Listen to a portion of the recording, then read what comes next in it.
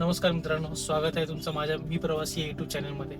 तर आजचा आपला प्रवास असणार आहे रायगड जिल्ह्यातील नेरळ येथील माथेरानच्या डोंगरकुशीमध्ये वसलेल्या कड्यावरच्या गणपतीवर. तर कड्यावरचा गणपती ही जागा खूप सुंदर आहे आणि तुम्हाला सुद्धा या कड्यावरच्या गणपतीचं दर्शन घ्यायचं असेल तर हा व्हिडिओ शेवटपर्यंत नक्की बघा. कड्यावरच्या गणपतीला जर तुम्ही ट्रेनने येणार असाल तर तुम्हाला प्रथम नेरळ या स्टेशनला यावं लागेल. नेरळ स्टेशनच्या बाहेरच तुम्हाला नेरळ माथेरानच्या बऱ्याच शेअरिंग टॅक्सी मिळतील. त्यांनी तुम्ही ट्रेकच्या स्टार्टिंग पॉईंटपर्यंत येऊ शकता. या शेअरिंग टॅक्सीचे चार्जेस 100 रुपयाच्या जवळपास आहेत. आणि जर तुम्ही बाय रोड येत असाल तर तुम्ही जुना मुंबई पुणे या हायवेने नेरळपर्यंत येऊ शकता. नेरळला आल्यावर तुम्हाला माथेरानच्या घाटमार्गाने वर यायचे आहे. माथेरानचा हा घाट चढायचा अतिशय कठीण आहे, तरी याची काळजी घ्यावी. तर मित्रांनो, आता आपण माथेरानच्या घाटाच्या एकदम सेंटरमध्ये आलो आहोत आणि तुम्ही बघू शकता हा पूर्ण माथेरानचा घाट आहे. पूर्ण अशी एकदम तीक्ष्ण असे सगळे चढण आहेत आणि याच घाटाच्या एकदम मधोमध आपल्याला आपल्या गाड्या पार्क करायच्या. जसं काही लोकांनी इथं आपल्या बाईक लावल्यात, तिथं सुद्धा बाईकच्या पार्किंगसाठी जागा आहे आणि थोडीशी पार्किंग कारसाठी इथं सुद्धा आहे. तुम्ही इथं कार लावू शकतात. तर अशा बऱ्याच क्रॉसिंग आपल्याला या घाटामध्ये दिसतील. तर नक्की क्रॉसिंग कुठली आहे हे ओळखायचं असेल तर तुम्ही पाहू शकतात. याच क्रॉसिंगच्या बाजूला हा फलक आहे जिथं कड्यावरचा गणपती आणि गणपतीचा फोटो दिसतोय. तर तुम्ही ही फलक बघून तुम्ही तुमच्या बाईक इथं बाजूला पार्क करू शकता. बाईक पार्किंगसाठी सुद्धा जागा आहे आणि हा तुमचा ट्रेकिंगचा स्टार्टिंग पॉइंट आहे.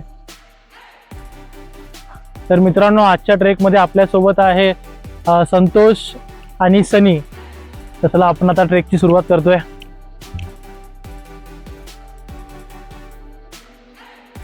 जी माझ्या जवळ असली ट्रॅक पाहत आहे तशी ट्रॅक छोटी आहे आणि ही या ट्रॅकवरून स्पेशली नेरळ ते माथेरान या ट्रेन जातात. त्या टॉय ट्रेन आहेत, छोट्या ट्रेन आहेत, नॉर्मल ट्रेन सारख्या म्हणजे नाही आहेत. त्याच्यामुळं त्यांचा ट्रॅक सुद्धा छोटा आहे आणि ही ट्रेन सेवा वर्षातील म्हणजे उन्हाळा आणि हिवाळा याच ऋतूमध्ये चालू असते आणि पावसाळ्यामध्ये बंद असते.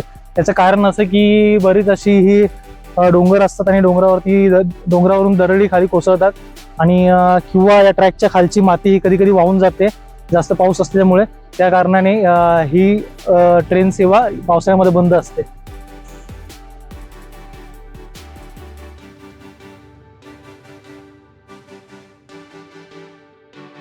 तर मित्रांनो, आजचं वातावरण खरंच खूप चांगलं आहे आणि तुम्ही बघू शकता या माथेरानच्या डोंगराच्या खाली सगळीकडे धुके आहेत. एक पूर्ण ढगांनी चादर पसरली आहे आणि तुम्ही पाहू शकता इकडे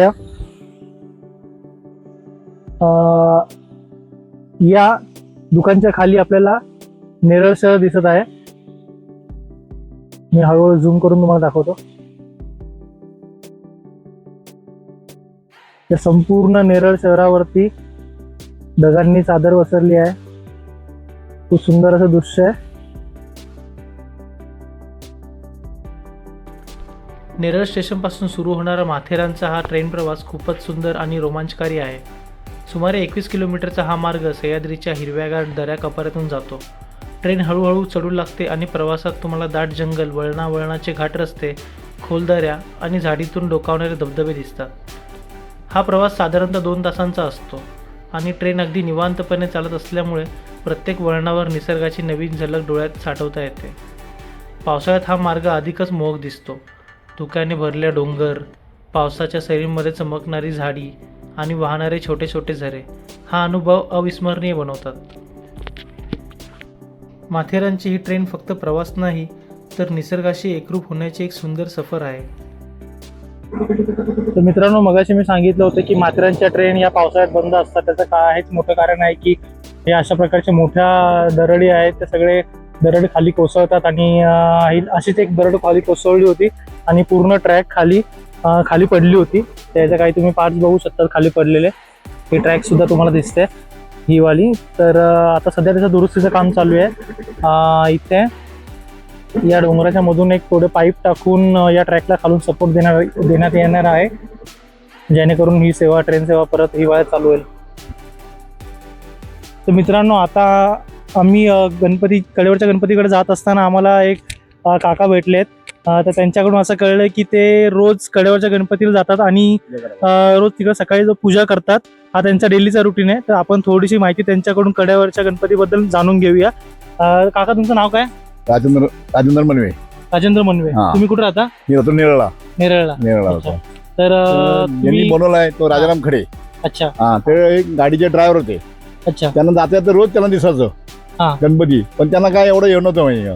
तर एक दिवशी नेरळला इंजिन मध्ये उंदीर चढला हा. नेरळ स्टेशनला, आणि उंदरांनी तिथं जम मारली गणपतीच्या दिवशी. पण त्याला ते हे झाला. तिथून 2000 त्यांनी 4ला काम चालू केलं. हा. पहिले रोड बनवला खाली उतरायला, हा. आणि 2018ला गणपती पुरा झाला. 14 वर्ष लागली गणपती बनवला. अच्छा हा, राजाराम खडे स्वतःच्या खर्चाने बनवला ते. अच्छा. हा. मग ते म्हणजे ते आता कुठे राहायचे? ते नेरळ राजे. तर ते जे राजाराम खडे ते होते ते आता अस्तित्वात नाहीये, पण त्यांनी खूप मोठं काम केलंय. त्यांनी सलग 14 वर्ष त्यांच्या काही सहकाऱ्यांसोबत पूर्ण गणपती दगडामध्ये गणपती घडवला. तर त्यांना दिलं त्याला. हो. आहे माझ्या गणपती दाखवतो मी. हा. तर या राजेंद्र काकांकडून आपल्याला एक महत्वाची गोष्ट कळली आहे की त्यांच्याकडे कडेवरच्या गणपती जे म्हणजे साकारले आहे त्याच्या पहिलेचा सुद्धा जुना फोटो आहे. तर ते जुना फोटो ते आपल्याला दाखवतात त्यांच्या मोबाईल मध्ये. आता तुम्ही पाहू शकतात, हा कडेचा गणपती जे राजाराम खडे यांनी बनवला त्याच्या पहिलेचा फोटो आहे. तर त्यांना या म्हणजे दगडावरून असं दिसत होतं की त्यांना इथं गणपती देवाचा साक्षात्कार झाला, त्यामुळे त्यांनी इथं पुढे गणपतीची मूर्ती साकारली.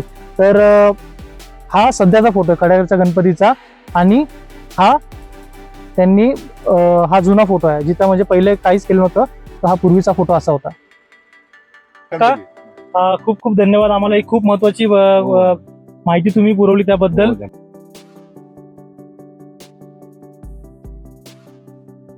मित्रांनो, आज खूप दुःख आहे. म्हणजे पहिल्यांदा असं ट्रेकमध्ये भेटलंय की ट्रेकच्या सुरुवातीपासून आम्हाला दुःख लागली आहेत.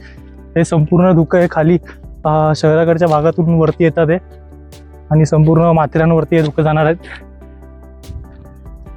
थोडं दुसत दिसतंय, आणि खूप तसं थंडावा पण खूप जाणवतोय. त्यामुळे ट्रेक करायची एक मजाच वेगळी येते. तर मित्रांनो, अर्धा तासाची ट्रेकिंग करून आल्यानंतर आता आपण या बाजूने आलो, आणि इथून आल्यानंतर आपल्याला उजव्या बाजूला आपल्या ही एक कमान दिसली, आणि या कमानीला एक घंटा लावली आहे. तर याच कमानीमधून आपल्याला खाली जायचं आहे, आणि डाव्या बाजूला म्हणजे 10 मिनिटाची आणखी अजून ट्रेक आहे असं एक मावशीने सांगितलं आपल्याला. तर आपल्याला डाव्या बाजूला जायचं आहे. तर आपल्याला तिकडे कडेवरचा गणपती भेटेल, आणि तिथंच खाली गेल्यावरती एक असा पॉईंट आहे जिथं आपल्याला उजवीकडे पेपचा किल्ला आहे. तो मी तुम्हाला दाखवला असता, पण सध्या धुके एवढे आहेत की काहीच दिसत नाहीये.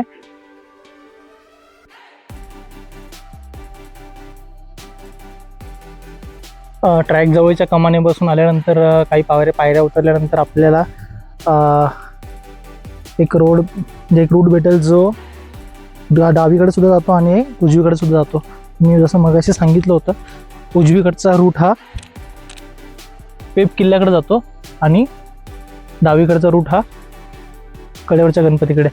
तर आता आपण डावीकडचा रूट फॉलो करून कडेवरच्या गणपतीकडे जातात.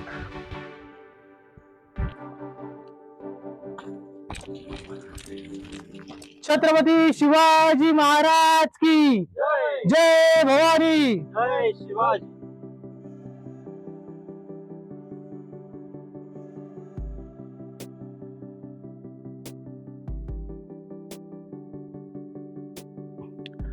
गणपती बाप्पा मोरया. तर मित्रांनो, आपण आता कड्यावरच्या गणपतीपाशी पोहोचलो आहोत, आणि तुम्ही बघू शकतात आपण इथून आल्यानंतर आपल्याला थोडीशी एक बनवलेली दिसते, आणि इथून आपल्याला डावीकडे कड्यावरच्या गणपतीकडे जायचं आहे.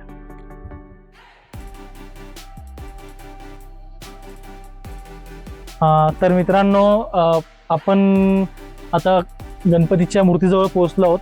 तुम्ही गणपतीचे चरण बघू शकता. तिथं आपण आता दर्शन घेणार आहोत. पण एक महत्त्वाची गोष्ट तुम्हाला अशी सांगायची आहे की इथे येताना आपल्याजवळ एक काठी ठेवा, कारण की जसं आपण ट्रॅक रोडने खाली उतरलोय ते इथं भरपूर माकडे आहेत, आणि ते आपल्या बॅग वगैरे हिसकावून घेतात. सध्या म्हणजे आमच्या पहिलेच एक मुलांचा ग्रुप होता, त्या ग्रुपमधल्या एका मुलाची बॅग इकडच्या माकडांनी हिसकावून घेतली आणि ती खाली घेऊन गेले होते. तर तुम्ही येताना एक काठी सोबत घ्या, जेणेकरून माकड तुमच्यापासून लांब राहतील. गणपती समोरच्या संपूर्ण परिसरामध्ये जास्त प्रमाणात धुके आले आहे, त्यामुळे इकडचा निसर्ग आपल्याला सध्या पाहता येत नाही आहे. आणि मी तुम्हाला आता गणपती बाप्पा दाखवतो.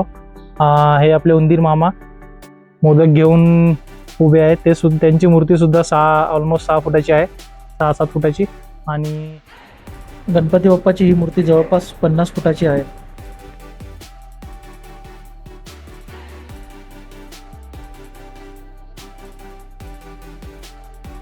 राजाराम खडे काकांनी आपल्या आयुष्यातली संपूर्ण 14 वर्ष हे या गणपती बाप्पांची मूर्ती बनवण्यामध्ये घालवली आहे.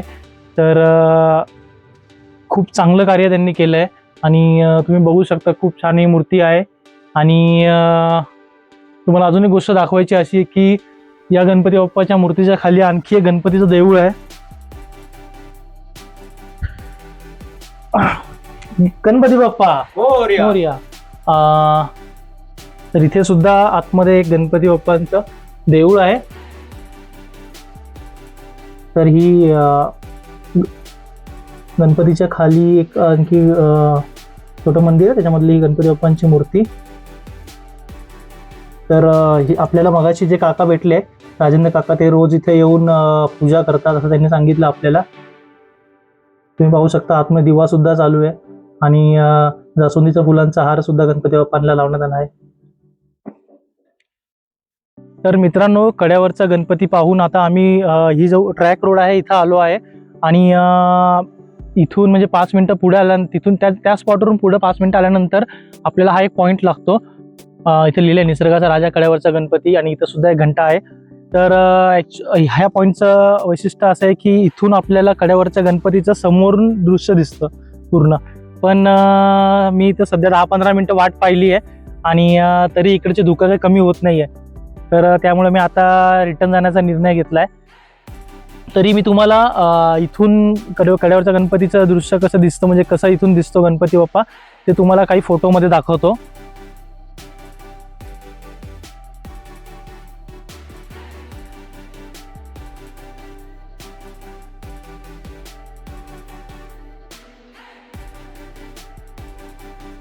तर मित्रांनो, आता वेळ झाली आहे इथून निघायची. तर कड्यावरच्या गणपतीच्या काही आठवणी घेऊन आता आम्ही परतीचा प्रवास करत आहोत. तर हा व्हिडिओ तुम्ही शेवटपर्यंत पाहिला असेल तर प्लीज कमेंट करून मला कळवा की तुम्हाला व्हिडिओ कसा वाटला. आणि प्लीज नक्की लाईक आणि शेअर करा हा व्हिडिओ जास्तीत जास्त. आणि आता आपण निघतोय आणि भेटूया आपल्या नवीन ब्लॉगमध्ये लवकरच. जय शिवराय.